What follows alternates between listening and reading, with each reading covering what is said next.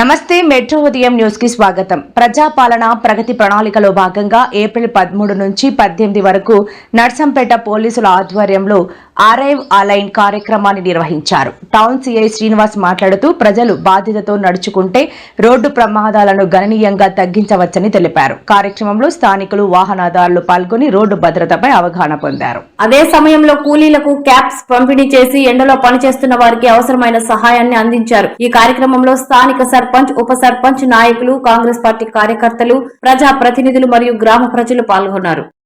ప్రగతి ప్రణాళికలో భాగంగా మనకు గౌరవ పీజీ సార్ అరైవ్ అలైవ్ అనే ఒక ప్రోగ్రాన్ని రూపకల్పన చేయడం జరిగింది. దీంట్లో భాగంగా మనకు ప్రతి నెల ఒక వారాన్ని రోడ్డు భద్రత వారంగా నిర్వహించి దాంట్లో ఈ హెల్మెట్ లేని వాళ్లకు, తర్వాత సీట్ బెల్ట్ పెట్టుకోవడం, ఆటో డ్రైవర్లకు యూనిఫామ్స్ యూజ్ చేసుకునే విధంగా, ట్రాఫిక్ నియమాలు అందరూ పాటించే విధంగా, తర్వాత హెవీ వెహికల్ డ్రైవర్స్ అందరికీ కూడా మన ఏదైతే ఐ టెస్ట్ అబౌవ్ 45-50 ఇయర్స్ వాళ్ళకు ఐ టెస్టులు చేయడం జరుగుతుంది.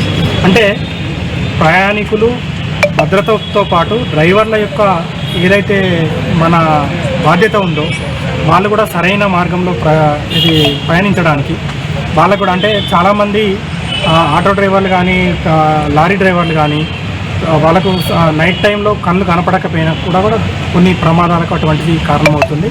మేము ఇప్పటికీ ఒక 4 దఫాలుగా వాళ్ళకు కూడా ఐ టెస్ట్ చేయించడం జరిగింది.